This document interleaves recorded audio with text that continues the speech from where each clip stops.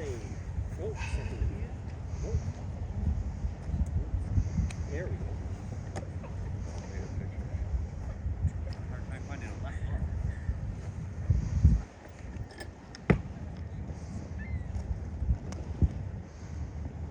Well, hello everyone. Welcome to our artillery firing demonstration. My name is Steven. I'm joined out here by Lawson, Samuel, and Patrick. And the piece of artillery that we'll be demonstrating for you all is our light bronze 6-pound cannon. This is just one of 11 pieces of artillery that you could have found here at Mackinac during the 1770s. And this cannon and the 10 other pieces were all technically here for fort defense. And this one is really good at defending or attacking a location. Some of the things that go along with its name, that light bronze 6-pound field piece, the first one is light and bronze. You can tell that the barrel is made out of bronze, that nice shiny metal. Back in the 18th century, you could make them out of two different metals, bronze or iron. They both have some benefits and some drawbacks. The bronze ones, their big benefit is they are light. This barrel alone weighs 556 pounds. An iron cannon of the same caliber would weigh over 800 pounds. So that means the bronze ones you can put on a field piece. These nice big wheels, move it anywhere you need to on a battlefield. There's actually a quote from the year 1778 that says, "Anywhere a goat can go, a man can go. Anywhere a man can go, he can drag a gun." This is the type of gun they're talking about. With enough men and enough ropes, you can drag it up a sheer cliff.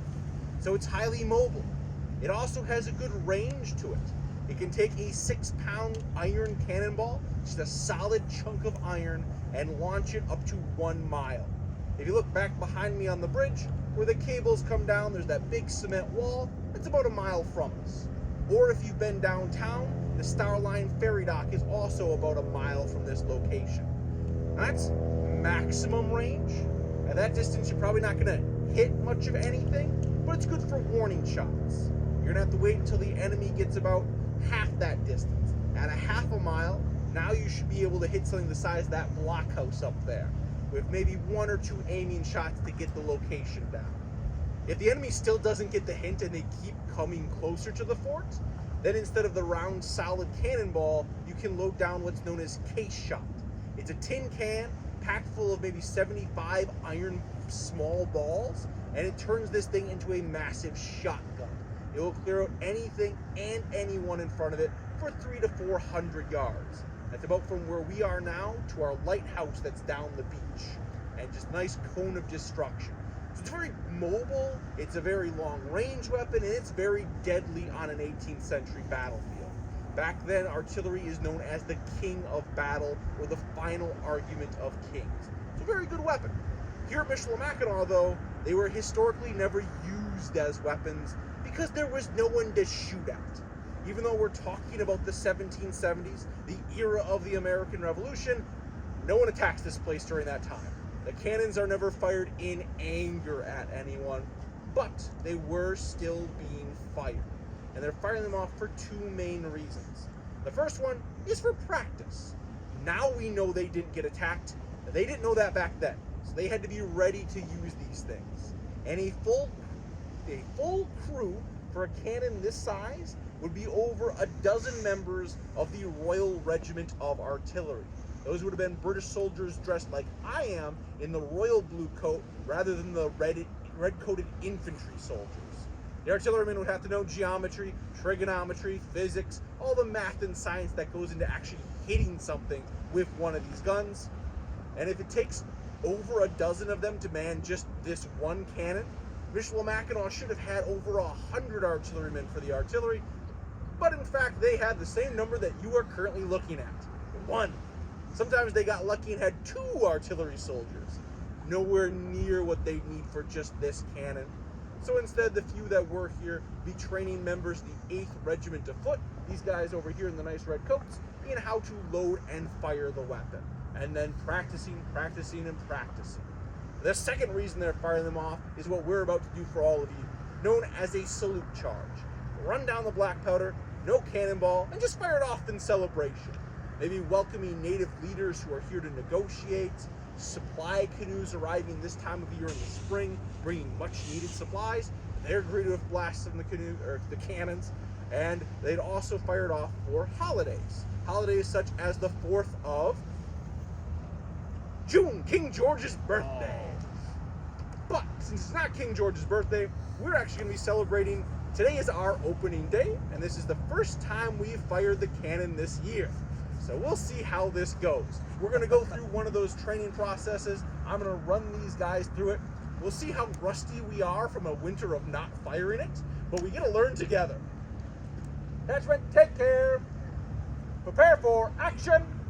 There's a lot of stuff strapped to the cannon that makes it mobile. Everything you need to fire is on it, but you got to take off all that stuff before you can fire. The box that Lawson's taking off, and there's another box on the other side. It's very important you take those boxes off. These are ammunition lockers. They're full of explosives. You don't want that next to the barrel as it's firing. One stray ember gets in there, and now they're 2 exploding bombs. Historically, those boxes would go further back behind the cannon, and 1 or 2 men of that dozen-man crew would actually be running the ammunition forward. And then Patrick and Lawson also have a couple of tools that we'll be using to make this process work a little bit better. So now that the cannon's ready to go, I can get them into position. Man out the piece! They'll all take their positions on the cannon crew. Now, you'll notice we have less than a dozen people to do this. That's okay. That is the maximum crew that you can have. You can also do it as few as 3 people and then 1 person telling them what to do. So I'll tell them now to take care, which is basically just stand up straight, wait for more orders. Tend vent. Samuel will take his thumb and he'll cover up a touch hole at the back of the gun. This is going to make sure cleaning's safe, but it's also going to make sure no debris is getting down the barrel while we're still working on it. You'll notice that Lawson and Patrick are at the muzzle of the gun. That's where everything gets loaded in. That's where everything comes firing out. We don't want it to go off early. Search piece. Make sure there's nothing down the barrel. Lawson has a big corkscrew known as the worm. He'll run that down there, twist it around, and pull out anything solid. Bird's nest, wad of gum. Don't want nothing down there. Advance sponge. We also don't want anything hot down there. In an actual battlefield situation, they could be firing this thing maybe an aim shot every 15 to 20 seconds or an unaimed shot every 5 seconds. That's quick but dangerous. If there's any burning stuff left over from the last shot, you run down a new charge, it will go off. So this sponge is basically a big wet Q-tip that will run down there, cool everything down. Sponge piece. It's also a nice tight fit. As he forces it down there, it'll force air out, pull it back out. No more air is getting in, so it'll create a vacuum behind the sponge. That will kill any extra flame burning. But it is now safe for us to load in our cannon charge, and this is where I finally get to do something. Handle cartridge. I'll come back to our ammunition lockers and grab one of our charges. Now a historical charge would be 1.5 pounds of powder in a blue flannel bag tied directly to the cannonball. Ours are a little bit different. We've got about 12 ounces of black powder in historically inaccurate tinfoil, but nice and safe tinfoil. I'll bring this up to the front of the gun. Hand it off to Lawson. I'll now tell him to load. He'll just place that charge right into the muzzle of the gun. I can now tell Patrick to ram down cartridge. The other end of the sponge is the ramming head, just a solid block of wood. Push the charge all the way to the back. It is now seated right under where Samuel's covering up with his thumb. We can now prime. We'll take a brass pin just like the one I have, run it down that touch hole, and that will poke a hole in the charge. From there, there's a small tin on Samuel's waist. That's got priming fuses in there. Basically a tin tube packed full of black powder. Run that down there. Now you have an unbroken line of black powder. The tool that Samuel's holding in his hand, that stick with the rope wrapped around it, that rope's burning. All you have to do is touch the end to the top of the fuse, and in a second or two, nice big kaboom. So we are now loaded. The next step would be, if you wanted to hit something at least, to take aim. There's a large wooden spike at the back. You can lift that up to go left or right. And right under where Samuel was working, there's a large screw. Twist that, it'll change the elevation or angle of the gun.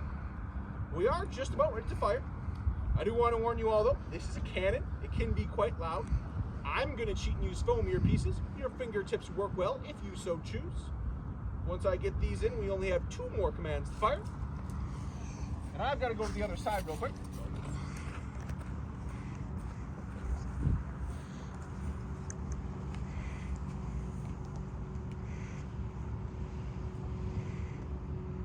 Make ready! Fire!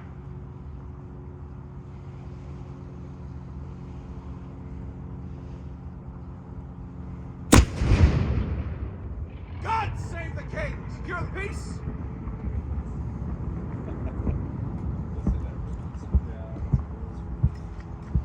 Ah, the smell of black powder in the afternoon.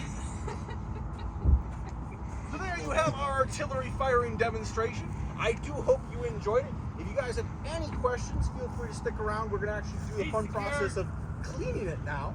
Otherwise, our next program will begin at 3:30. There'll be a walking tour focusing on our gardens here at Mackinac. Otherwise, thanks for stopping in, folks. Thank you.